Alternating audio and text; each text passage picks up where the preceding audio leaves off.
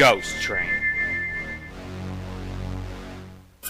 And every year on the date of the accident, it rides again, plunging into the gap, shrieking like a lost soul.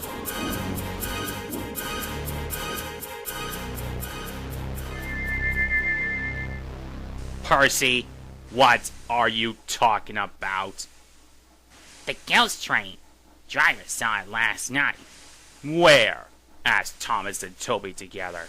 He didn't say, but it must have been on our line. He says ghost trains run as a warning to others. Ooh, he went on. It makes my wheels wobble to think of it. Puh, said Thomas. You're just a silly little engine, Percy. I'm not scared. Thomas didn't believe in your ghost, said Percy next morning. His driver laughed. Neither do I. It was a pretend ghost on television. Percy was disappointed, but he was too busy all day with his stone trucks to think about ghosts. That evening, he came back light engine from the harbor. He liked running at night. He coasted along without effort, the rails humming cheerfully under his wheels, and signal lights changing to green at his approach. He always knew just where he was, even in the dark. How's fun, Percy? He chuntered happily. We shan't be long now. Sam, the farmer, had forgotten that Mr. Crow wanted a load of lime taken to 40-acre field. When he remembered, it was nearly dark. He drove in a hurry, bumped over the crossing, and sank his car's front wheels in mud at the field gate. The horse tried hard, but couldn't move it. The car's tail still fouled the railway. Sam gave it up. He unharnessed the horse and rode back to the farm for help. There's still time, he told himself. The next train isn't due for an hour. But he reckoned without Percy. Percy broke the cart to smithereens, and lime flew everywhere. They found no one at the crossing, so they went on to the nearest signal box. Hello, said the signalman. What'd he get done to Percy? He's white all over. Percy's driver explained. I'll see to it, said the signalman. But you better clean Percy, or people will think he's a ghost. Percy chuckled. Two let's pretend I'm a ghost and scare Thomas. Now I'll teach him to say I'm a silly little engine. On their way, they met Toby, who promised to help. Thomas was being oiled up for his evening train when Toby hurried in saying, "Percy's had an accident!"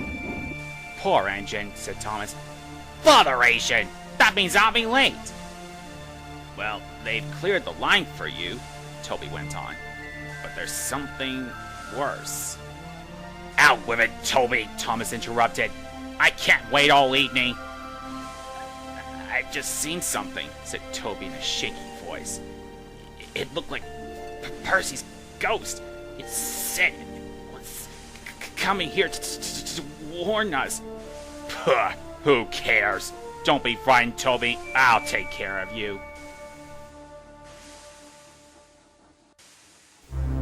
Percy approached the shed quietly and glided through it. Peep, peep, peep, peep, peep, peep, he shrieked. As it had been arranged, Toby's driver and fireman quickly shut the doors. "Let me in! Let me in!" said Percy in a spooky voice. "No, no," answered Toby. "Not by the smoke of my chimney, chim, chim." "I'll chuff, and I'll puff, and I'll break your door in." Ooh. "Oh dear!" exclaimed Thomas. "It's getting late. I had no idea. I must find Eddie and Clarabelle." He hurried out the other way. Percy was none the worse for his adventure. He was soon cleaned, but Thomas never returned. Next morning, Toby asked him where he had been. Well, said Thomas, I knew you'd be son about Percy, and, I didn't like to, intrude. I slipped in the goods shed and, oh, he went on hurriedly. Sorry, can't stop, gotta see a coach about a train. And he shot off like a jackrabbit. Percy rolled up alongside. "Well, well, well," he exclaimed. "What do you know about that?" Anyone would think, chuckled Toby, that our Thomas has just seen a ghost.